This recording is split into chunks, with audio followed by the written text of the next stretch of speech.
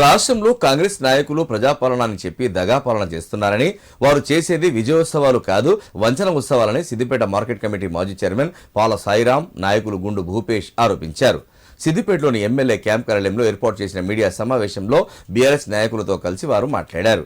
ఎన్నికలకు ముందు ప్రజలకు ఎన్నో అమలు కాని హామీలు ఇచ్చి అవి నెరవేర్చకపోగా విజయోత్సవాల పేరిట ప్రజాధనం వృధా చేయడం సరికాదన్నారు.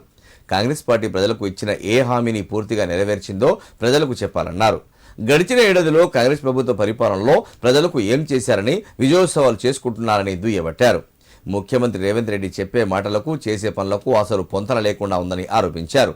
అమలుకు సాధ్యం కాని హామీలు ఇచ్చి ప్రజలను వంచన చేసి అధికారంలోకి వచ్చిన కాంగ్రెస్ పార్టీ ప్రజలకు ఇచ్చిన హామీలను నెరవేర్చే వరకు ప్రజల పక్షాన బీఆర్ఎస్ పోరాటం చేస్తుందన్నారు. కార్యక్రమంలో కౌన్సిలర్లు సాయన్నగారి Sundar, Sai Eshwar Goud, municipal co-option member Syed, BRS నాయకులు మోయిజ్, నాగరాజు, రమేష్, గుజ్జరాజు, హైమద్, బండి శ్రీకాంత్ పాల్గొన్నారు. సీఎం రేవంత్ రెడ్డి గారి నేతృత్వంలోని ప్రభుత్వం ప్రజాపాలన, ప్రజా విజయోత్సవం పేరిట ఈ నవంబర్ 30 నుండి డిసెంబర్ 9 వరకు ఉత్సవాలు చేయాలని అనుకుంటారు. అసలు ఈ ఉత్సవాలు ఎంత అర్ధరహితమో వాళ్ళు విశ్లేషించుకోవాలి. దీనికి అట్లా కాకుండా దగా పాలన, ప్రజా వంచనోత్సవాల పేరిట చేస్తే బాగుంటుందని చెప్పి మేము బీఆర్ఎస్ పార్టీ పక్షాన వాళ్ళకి తెలియజేస్తున్నాం. వాళ్ళు వచ్చి సంవత్సరం కావస్తున్న ఈ క్రమంలో వాళ్ళ 6 గ్యారంటీలు, 420 హామీలు తుంగలోకి దొక్కిన విషయం మనందరికీ కూడా తెలిసిందే. సంక్షేమం సంకనాకిపోయింది, అభివృద్ధి అటకెక్కింది.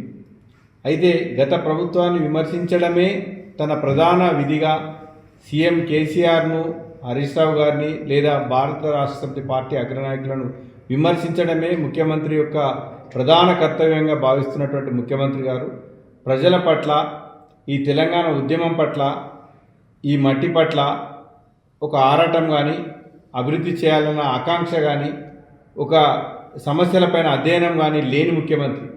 గతంలో కేసీఆర్ పాలనలో భారతదేశంలో, ప్రపంచంలో అగ్రగామి రాష్ట్రంగా తెలంగాణ ఉంటే ఇప్పుడు ఢిల్లీ కాంగ్రెస్ పార్టీకి తెలంగాణ ఒక ఏటీఎంగా మార్చే పనిలో రేవంత్ రెడ్డి గారు ఉన్న విషయాన్ని మనం అంతా కూడా గుర్తుంచుకోవాలి. అసలు వీళ్ళు విజయోత్సవాలు అనేది ఎవరికి విజయోత్సవం? నిన్ననే రైతు పండుగ చేసింది. రైతు పండుగ చేస్తే రైతులకు సంబంధించిన వరాలు కురిపిస్తారేమో అని అనుకున్నాం.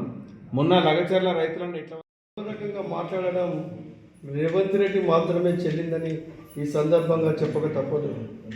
ఎన్నికల ముందు 6 హామీలు ఇచ్చి 6 హామీలలో సబ్ ఏబిసిడీలు ఉన్నటువంటి హామీలను ఒక్కొక్క హామీలలో 4 హామీలలో 4 అమలుపరిచి 6 హామీలను అమలుపరిచినామని ఘనంగా చెప్పుకుంటున్నటువంటి రేవంత్ రెడ్డి గారు నిజంగా తెలంగాణ ప్రజలకు క్షమాపణ చెప్పక తప్పదని ఈ సందర్భంగా తెలియజేస్తూ ఉన్నాం.